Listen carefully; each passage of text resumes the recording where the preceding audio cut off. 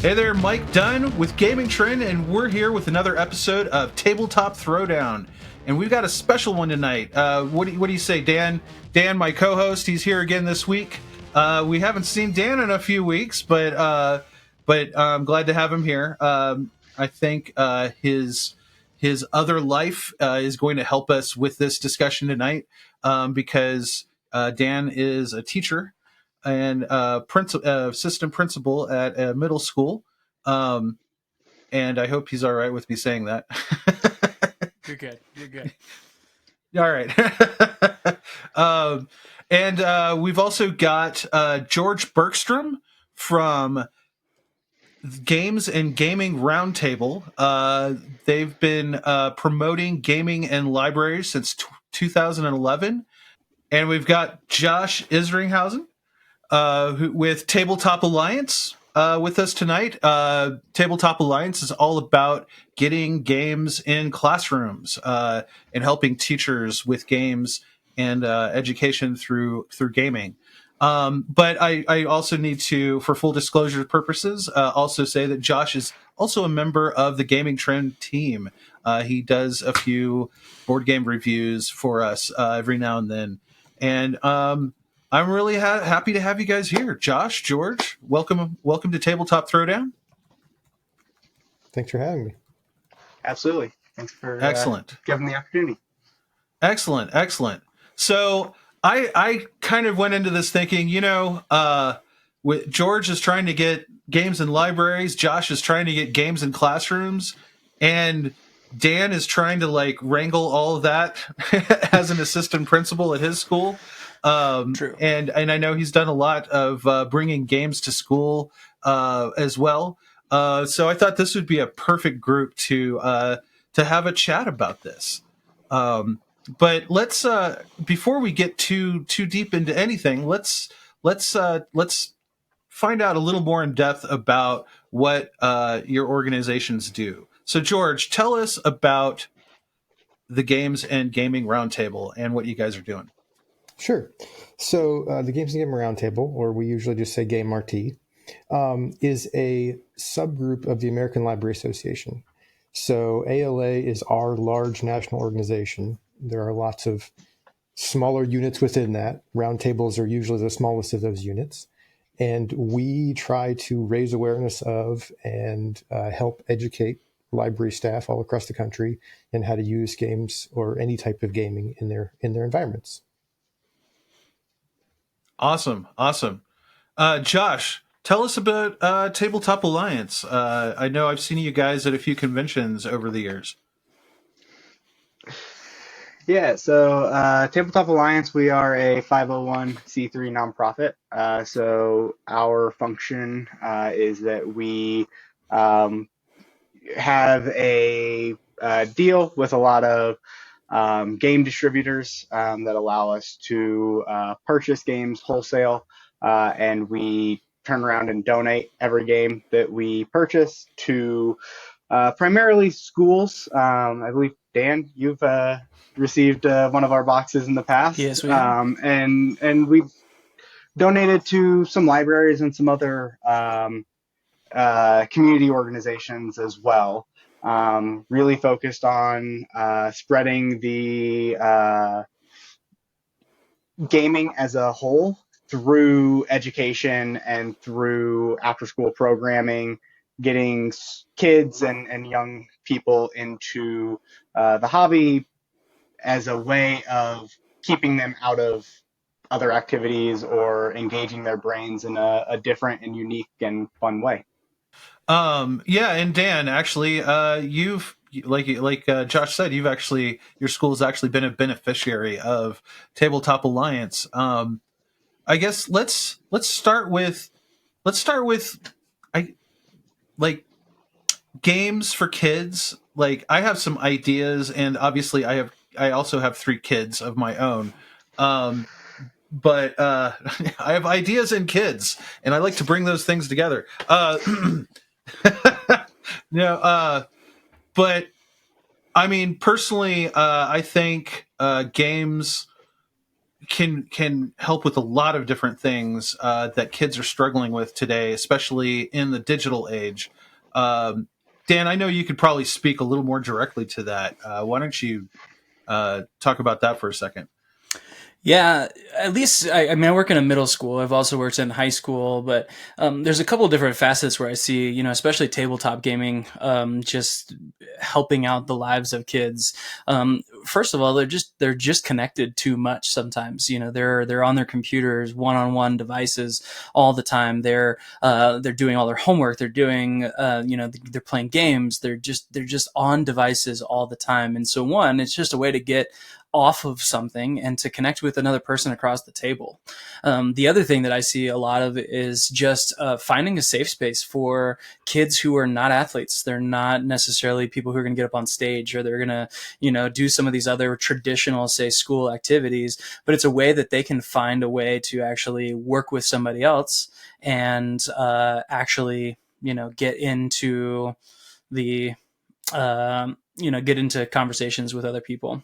Not to mention the problem solving that you get from just trying to puzzle out a game or a strategy and different things of that nature. Nice. Yeah, and I've also I'd also like to see more schools get into having making TTRPGs available to kids, especially because I think TTRPGs really help kind of take you out of your own personal perspective, and that's a really good way to learn empathy, right? Yeah. So in one of my previous jobs, I worked in an academic library, and helping connect curriculum to careers is a big thing in most colleges.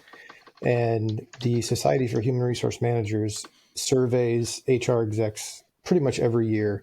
And they always come back to colleges saying, academically, your new hires are great, but it's the soft skills that we always find lacking. And just about any game, video game, tabletop game, role-playing game, is going to help strengthen those soft skills. So that's one thing we always talk about. Yeah, we see it quite a bit. We've actually a good probably 40+%, if not more, of the games that we donate end up being tabletop gaming. We get a lot of requests from schools, particularly middle schools, looking for source material.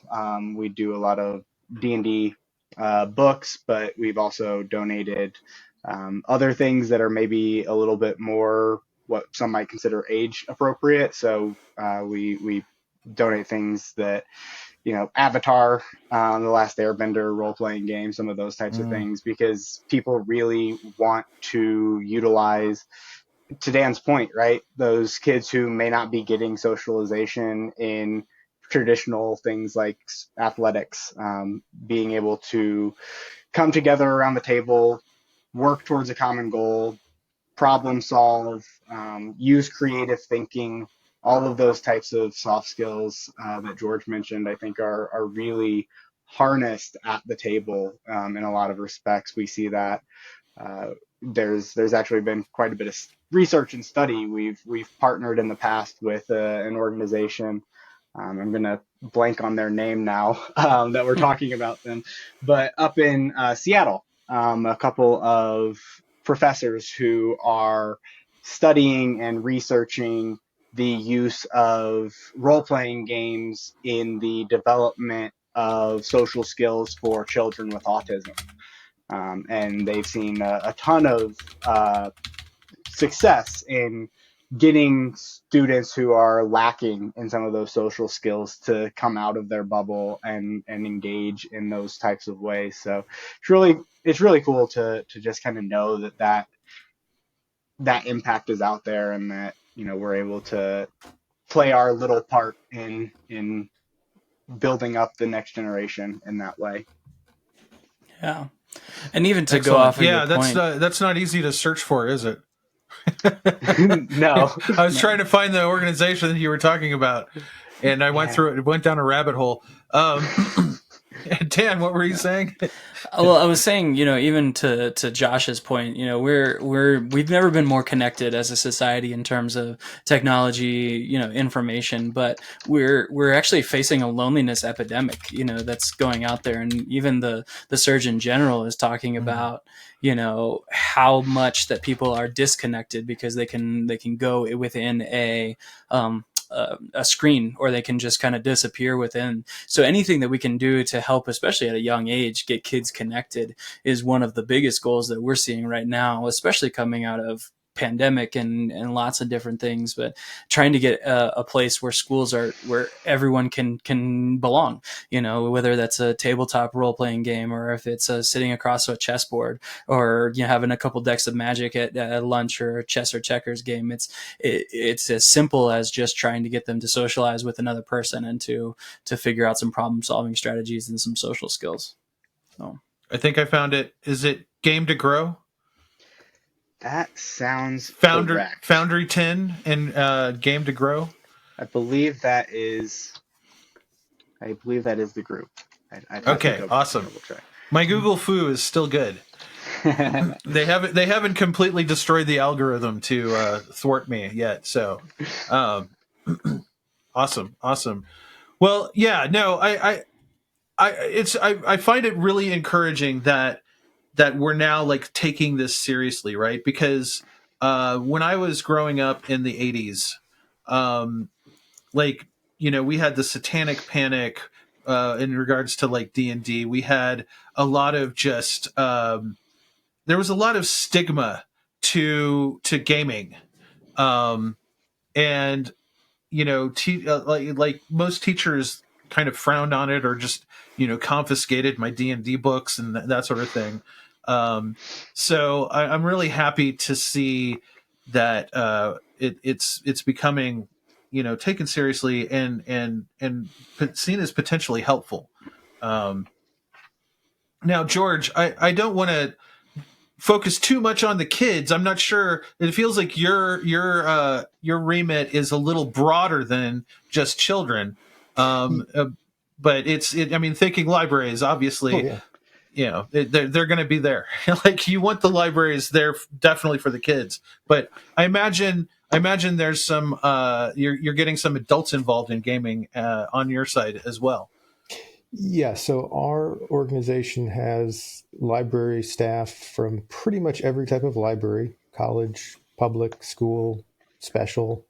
And so members in our group can work with almost any age group. Obviously, we have maybe the majority of our members are public librarians who work with young adults and even younger children, but we got plenty of academic librarians who work with college age and even older, and we've got special librarians like myself, who I actually work with library employees to help them, understand the importance of games, and then they have to take it to their administrators or their local authorities to get permission to bring games into libraries. So yeah, as I think I told you, we probably have an expert who works with every type of game in every type of library. So, well, and I would say, George, you would say that like community is a big part of that. It's. I mean, I see libraries as kind of a community hub. Schools or different organizations, and absolutely, bringing people together over a table or a game is second that. Yes. In fact, for one of the webinars I did recently, we interviewed Elon Lee of Exploding Kittens, and he talks about the people around the table are the game, not the product in front of them. It's bringing people to the table. Yeah, I mean, that's how his design philosophy is the fun is in the people around the table. It's not necessarily what they put on the table for them. So, and I know a lot of libraries have success with that intergenerational programming, bringing people who may never meet each other together in all sorts of ways. So. Well, I think that makes a lot of sense, right? Like, I feel like these days community is such is almost a much bigger thing around gaming than it has been for as long as I've been gaming, right? local game stores will live or die by their community these days, like by the people that actually come in and play there. Whereas it was just about, like, years ago, it was just about pushing product or like making sure you had the hot new releases out there. But these days it is very much about community, very much about that social interaction between people and I think it's because a lot of us have missed that, right? And I feel like one of the reasons why gaming has gotten so big in recent years is because we have a generation of kids who have grown up with the lexicon, the language of gaming in digital games and video games. So the barriers to tabletop games and TTRPGs is a lot less than it used to be. Like, what hit points are, what leveling up is, that sort of thing. And as they get older, they're craving that social interaction that they've were okay with not having, or they're just getting through their devices, right? They want something more, and that's why I think we're seeing a lot of the younger generations coming up getting into tabletop gaming. Frankly, I love it. I think it's awesome. Yeah, it's great to see a full library with all ages around a table playing something. Nice. So I guess that actually brings me to another point. Like, I was seeing tabletop local gaming stores as like a place to congregate, but you're trying to make libraries a place to congregate and play games. And that's super cool, especially in areas where there aren't local game stores that enable that, or it's maybe not as accessible or not as new gamer friendly, right? Yeah. Libraries have always tried to be that third space, the place in the community where everyone can go. But in terms of gaming, it's definitely something we want to increase, to raise awareness of, increase. And, having that opportunity to go to my first GAMA last week, learning and working with those retailers is something that a lot of libraries do on a one-on-one basis. And hopefully our organization can start working with GAMA to maybe help bring together in a larger scale retailers and libraries. Oh, because nice. obviously we usually have space and we hopefully have games, although not always, but having the number of people to teach games is kind of hard. So if we can make those partnerships, that might help the stores out, and it would help libraries. So how was that? I imagine you met a few people at GAMA last week, and you were able to talk about this, and get some people on board. How did that go? How was GAMA for you from your perspective? I'm really curious. I mean, like I said, it was my first time. It was definitely different than any conference or convention I've done before. And I got to be honest, as someone who consumes a lot of gaming media, it was pretty hard not to geek out seeing a lot of people I recognize in the gaming industry. But I think I did pretty well at that. But yeah, made a lot of connections. I've met one of the biggest things that we were trying to do as an organization was, because it was so close to where I live, it was really easy for me to go and thank all the publishers who have worked with us in the past. That was nice. number one. And then learn from them how working with us has benefited them, or how we can benefit them a little more. That was kind of a secondary objective. And then obviously trying to make connections with publishers that have not worked with us in the past, and try to, get more commitments to help us out as an organization. So nice. It was very successful. Now, Josh, you went to GAMA last year. You've had a year since then. Like, would you say that was a good trip, a good thing that you had? Like, did anything come of it, I guess is what I'm getting at. Like, did any good stuff for Tabletop Alliance and the cause that you're fighting for?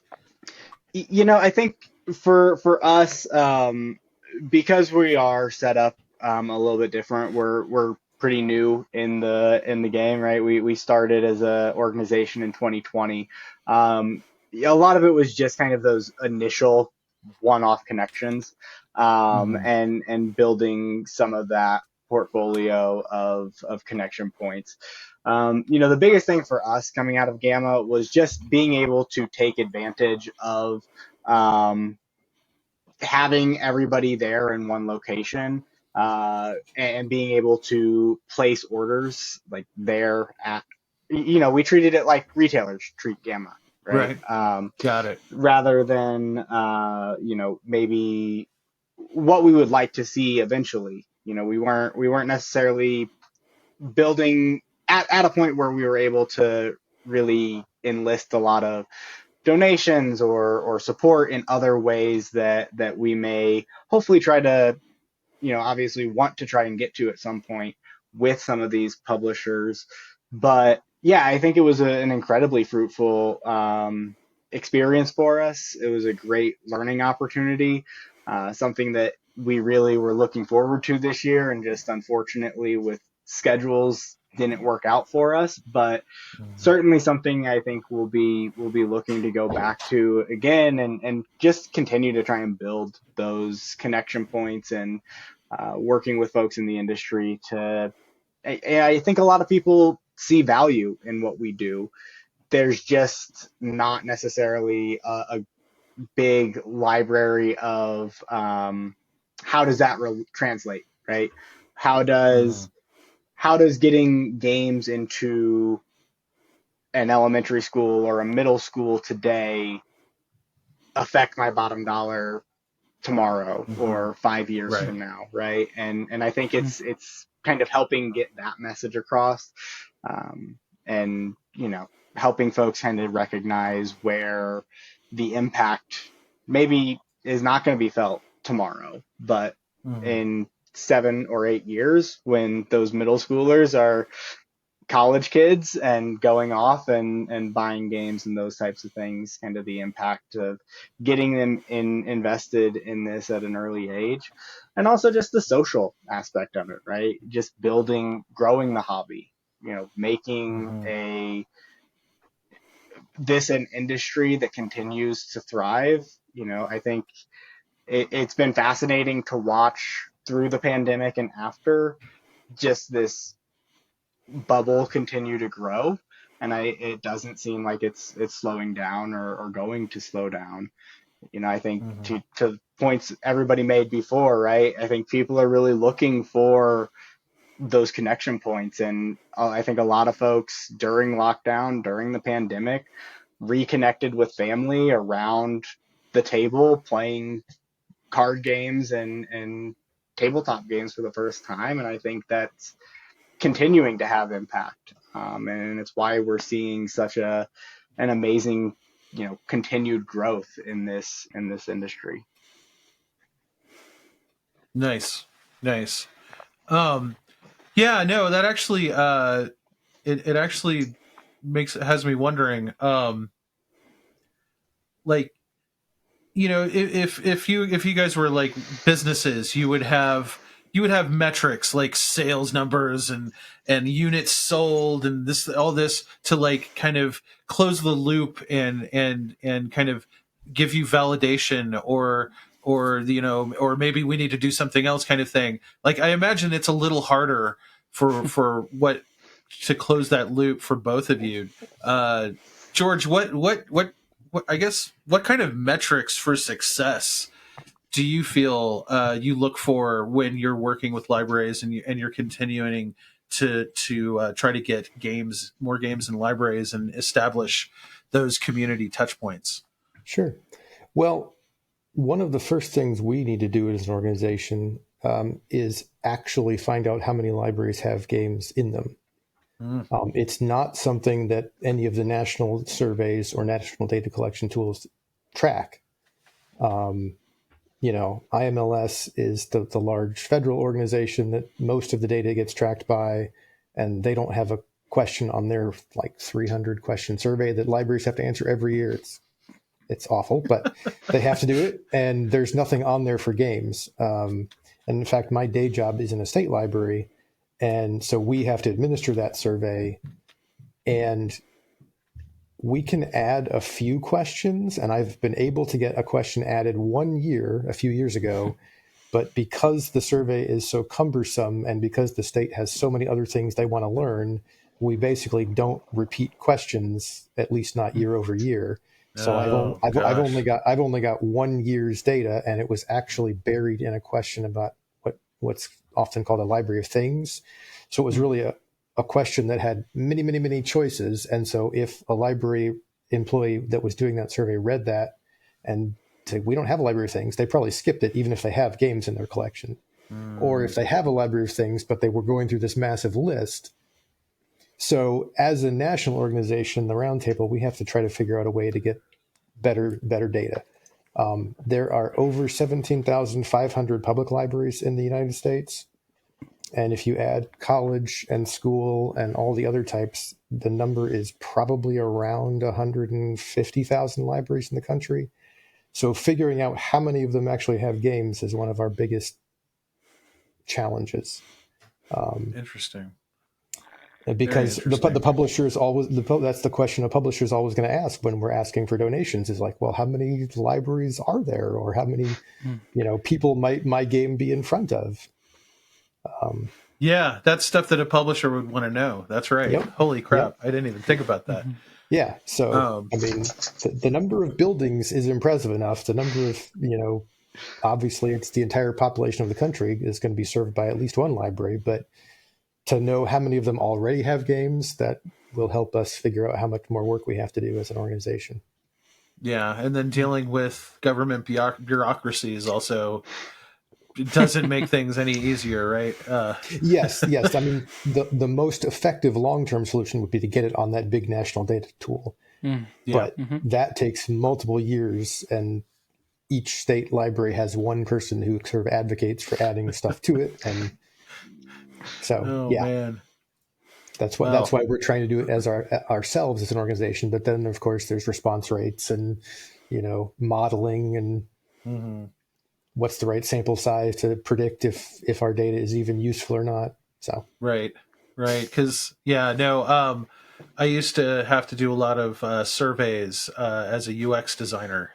Getting gathering data on the any project that I was currently working on. I actually did this recently, but not for something else, for another site that I'm working on. But it's you gotta have someone that knows how to tease that answer out to write that question, and that is not always the easiest thing to do. Exactly. So that's the biggest picture, but obviously a smaller one for us is we've had an event for the last 16 or 17 years now, I think, that obviously is still way below pre-pandemic highs. So getting that event back up to where it was pre-pandemic is kind of a smaller term and hopefully an easier goal to achieve. I wonder... All right, I'm totally spitballing here, so bear with me. But just a little synapse connected in my brain just now, and I was thinking about all of these conventions that have massive game libraries that you can check out a game from, right? I feel like there might be some opportunity there, even just to co-sponsor or help gain awareness for what you're trying to do with libraries by simply associating with game libraries and getting people to know more about what you're doing. I don't know. Is that something that you guys have thought of before? There's certainly talk about that sort of thing. I mean, the biggest thing that any individual could do is go ask their public library or school library or whatever if they have games, and if not, put in a formal request, because I can guarantee there's at least one gamer at almost every library in the country, and they either have never asked if they could do it because they feel their administration won't allow it, or they've asked and they've been shot down, and they need the general public to put those requests in. And the more times that happens, the more likely they are to start being allowed to collect games. Nice. Josh, you're next. Yeah. Like, I imagine it's a little easier for you to have some kind of metric because, like you said, you're similar to a retail in that you're placing orders. But I feel like that's how do you close the loop with publishers afterwards, right? Like, because they're probably going to wonder, well, I'm donating all these games. What is that? How is that helping us? Like, Yeah. is there something that you offer them in return?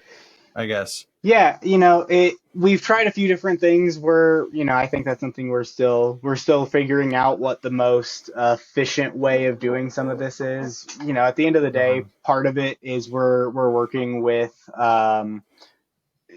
feedback from our partners that we're giving games to, right? We consider every teacher, every librarian, every community organizer that we donate to be a partner in our organization.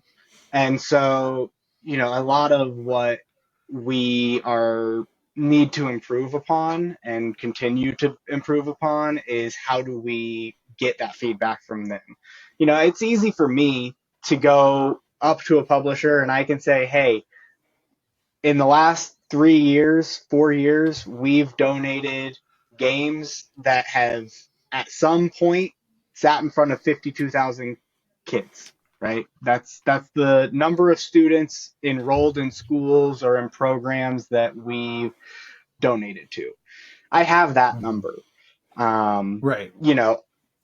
What I can't say is how many kids have actually played those games, yeah, right? exactly. How many Yeah. kids have played those games? How many kids have really engaged in that type of way? And I think, that's really what some of these publishers are looking for, are those more detailed numbers. So it's harder to get some of that feedback back because we are relying on those partners. And let's face it, most of them are teachers. Most of them are heavily overworked and don't necessarily want to come home at 4 o'clock, 5 o'clock on a Friday afternoon and answer a survey from Tabletop Alliance, which we get, right? We do hope that we get some feedback, right? I think one of the greatest feelings in the world is when we have schools or libraries come back to us and say, this was a huge success. We need more games. Nice. The challenge here right now is we don't have the games to give right now. We're working. It's a constant, we get an influx of donations and we ship our games out and then it grows. Like, it's a great thing. George, you were chatting. I know recently we had a whole bunch of libraries in North Carolina put in requests for us because one person got games from us.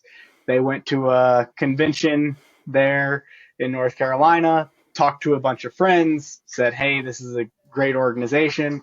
We come back that next weekend and have 10 or 11 different librarians in North Carolina being like, hey, we'd love to get some games in from you all if you have them available. So we're on a backlog right now, trying to find the funding to get some of these orders filled.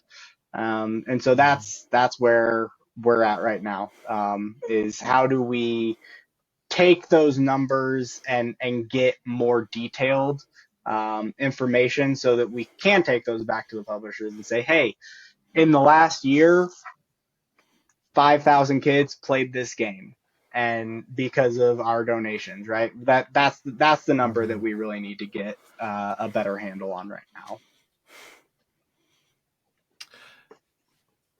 It actually strikes me that what the two of you are doing seems very complementary.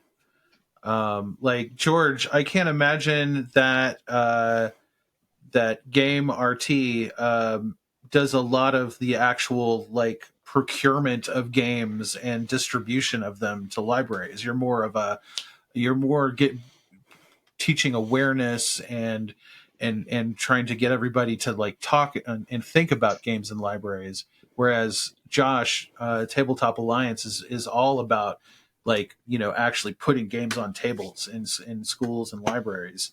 I don't know. Maybe bringing you guys together is a match made in heaven. I don't know. Maybe you guys should talk a little more after the podcast. Definitely. Yeah, we don't. I mean, we'd always be willing. I mean, that one big event I was talking about, we that's the only time we try to get stuff from publishers, and they have usually been very generous. Although, again, that was part of what I was doing at Gamma last week, was hearing from some of them how the reasons why they need to cut back. And obviously the shipping crisis is the biggest one that we don't have the ability to distribute, as you mentioned. So any donations that we get,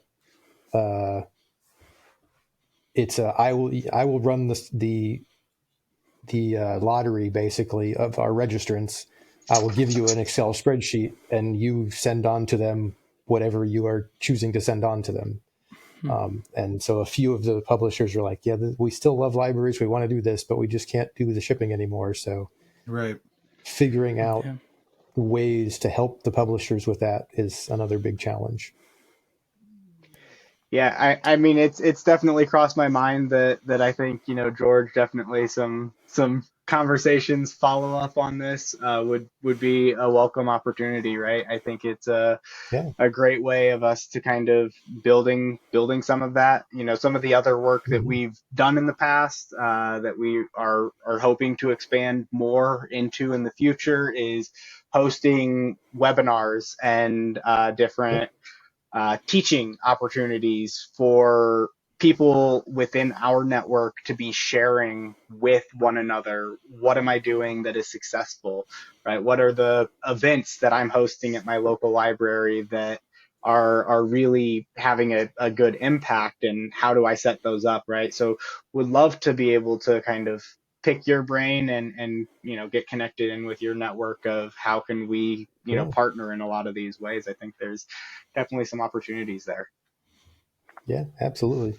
Yeah, I dropped in the chat earlier a link to one of our webinars, and feel free to share that in the notes or whatever for the podcast. But we'll put that in the that one was in the description at one of the COVID years of annual, so everything was virtual that year, and it is a high school teacher, a therapist, and then Fenway Jones from Jasper's Game Day, talking about the benefits of role-playing games. So yeah, we've been doing that kind of webinar, you know, for years now. Yeah, that's great. Hopefully have things we can share. So yeah, no, that's great. Awesome. I really appreciate it. I have it pulled up in another tab, and we'll be watching it once we jump off of here. So perfect. Yeah. Excellent. So I'm really curious from all three of you, like kind of get into the nitty gritty now. Like what specific games tend to resonate? What are schools asking for, or what games tend to like really kind of rise to the top in terms of, you know, popularity of what you're doing, popularity with the kids, what really kind of gets things going in the libraries. Talk to some of that. Well, I can speak to a little bit of, you know, like I said, I work in a middle school. And so one of the things that I've noticed is really just timing is sometimes an issue. So we're looking for games that kids can pick up onto quickly, and that they can get into and learn some mechanics. You know, I think one of my games that I got from Tabletop Alliance was Carcassonne, and kids really latched onto that one really well, as well as Tiny Towns was another one that they latched onto from those. But even, you know, going back to some of the basics of just learning how to play chess and learning some of those, we have a lot of kids playing chess at our school. But it's really what can we get in a short amount of time. Teaching a group of kids and trying to get as many kids to the table as possible is one of the big things for us. And I know one of my classes, they're actually designing games based off the mechanics that they learned during just the introduction to games that our teacher brought into the class, and seeing a lot of that. And I've got kids playing Magic the Gathering at lunch. There's lots of things where, again, I think that quick playtime for us is a big part of it, and easy to learn. Middle school students are squirrely, and their attention spans. We gotta get in, teach them, and get them going quickly. But I think that's a really great way to introduce them to new mechanics and new games. And I think that's where I'm seeing most of it from the middle school side of things.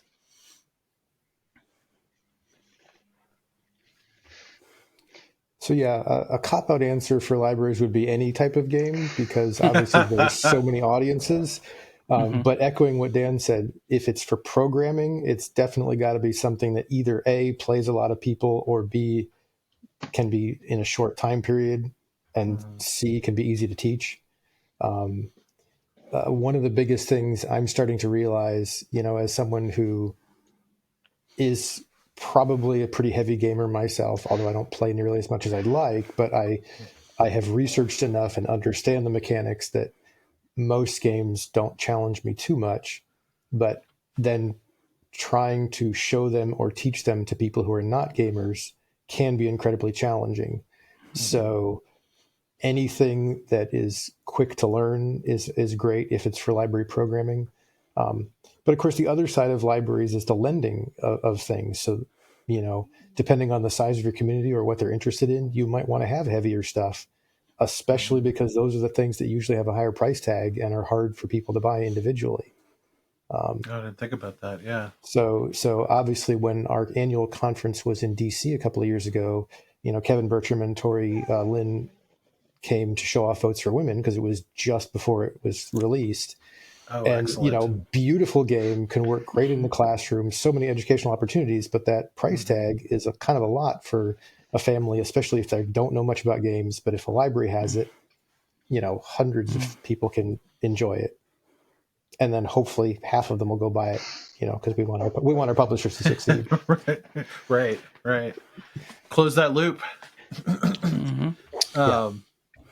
What about you, Josh? Yeah, I will echo a lot of what Dan said, right? We have a very particularized context.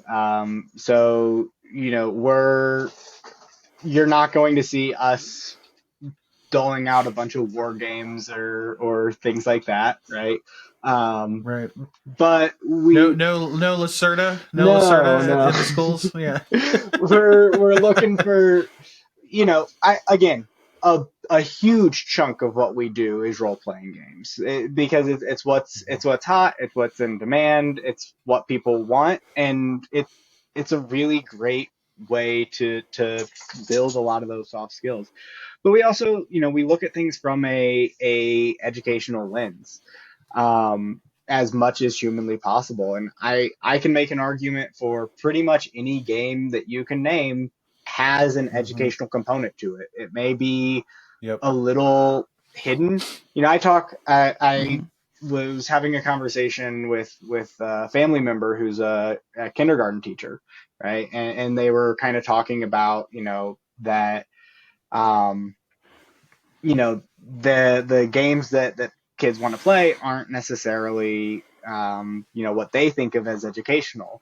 And I brought up King of Tokyo, and I think King of Tokyo is an amazing game for 8, 9, 10-year-olds to play, because you can have really interesting conversations with kids after playing King of Tokyo.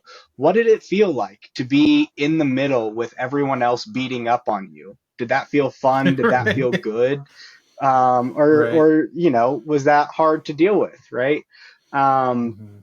To be able to kind of engage in that even emotional development piece, right? I really think there's value in a lot of it. But, we get a lot of, your classics, right? Catan is one that we ship out quite a bit. But it is what can be taught in 15 to 20 minutes, what can be played in an hour or less. Most Yeah. of our contexts, if it can't be played in 30 to 45 minutes, it's not going to get played because most of these programs are an hour long after school. And so Right. that's the time that they have to play them in. So, it is very much focused on what can. Pandemic is another one. Folks love it. It's a Mm. great one for some of those.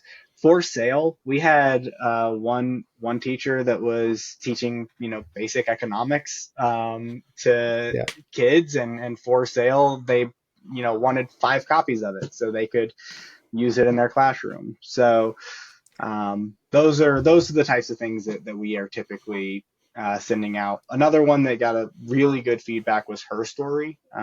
Folks Yeah. were, Oh yeah. along with a lot of the trekkings, those are Mhm. really great options for the context that we're working with.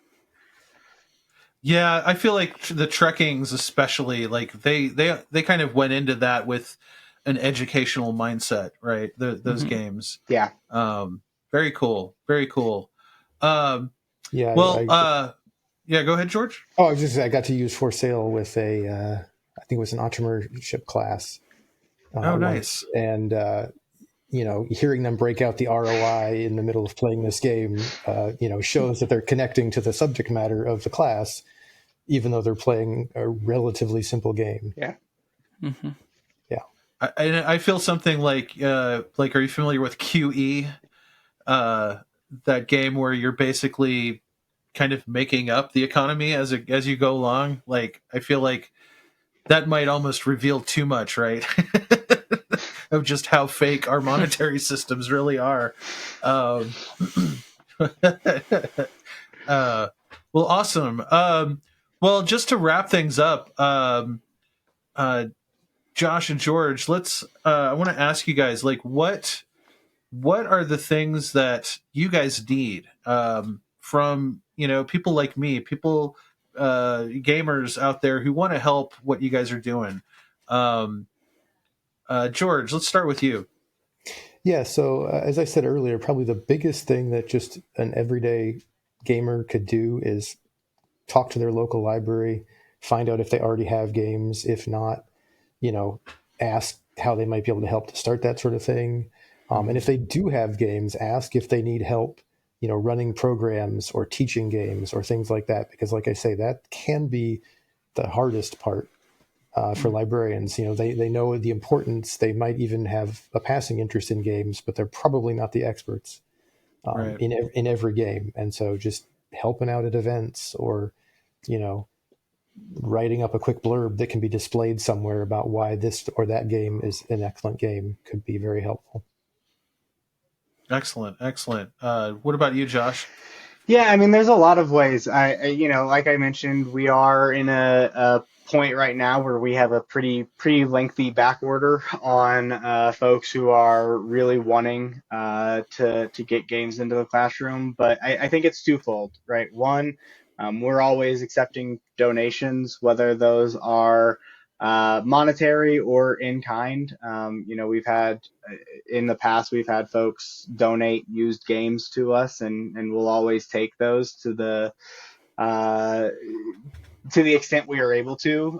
Sometimes, we had somebody want to donate TI4. We weren't able to really, weren't really able to pass that one along, but we, talked about, is this something that we can raffle off at a fundraiser event or something like that? So we're always open to those types of donations as well.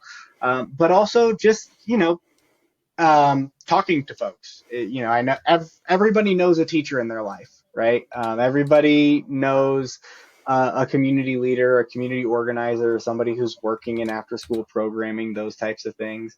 Talking to them about, using games in the classroom or using games in those after school programs, and referring them over to us. We have a backlog on games of folks who are asking for games, but that does not mean we are pausing on taking in more requests. The more Right. the bigger that backlog is, the easier it is for me to go to a publisher and say, look at all these people who want your game and want to be giving this game to their kids or to their students or whoever to play. And the easier it is for me to solicit donations in that way as well. So yeah, anything it is to spread awareness about the use of games in education, and anything that folks are interested in donating, we're always happy to receive those things as well. Excellent.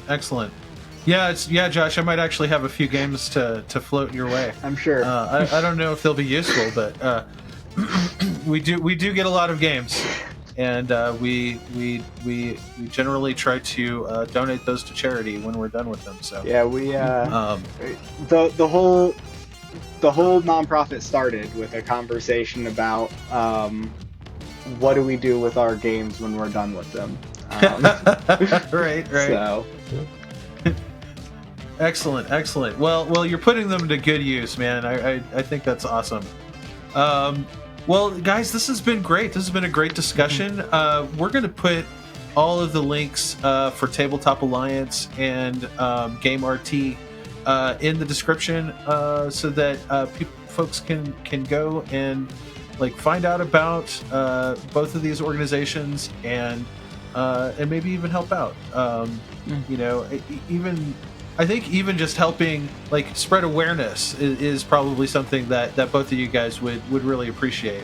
And yeah, Dan, I'm sure you've probably been feeding some of your games into your school already. So I know you like to play a lot of you like to review a lot of the historical games just for that reason, right? Mm-hmm. Which I think is great. But fantastic. Well, thank you, gentlemen. I really appreciate it. And yeah, let's get more kids and more people gaming, man. I think this is a great thing. Yes. Thanks again. Really. Yeah, thanks for having me. Yeah, thanks for setting this up, Mike. Awesome. All right, well, we'll be back next week with another episode of Tabletop Throwdown. In the meantime, have fun playing games, y'all.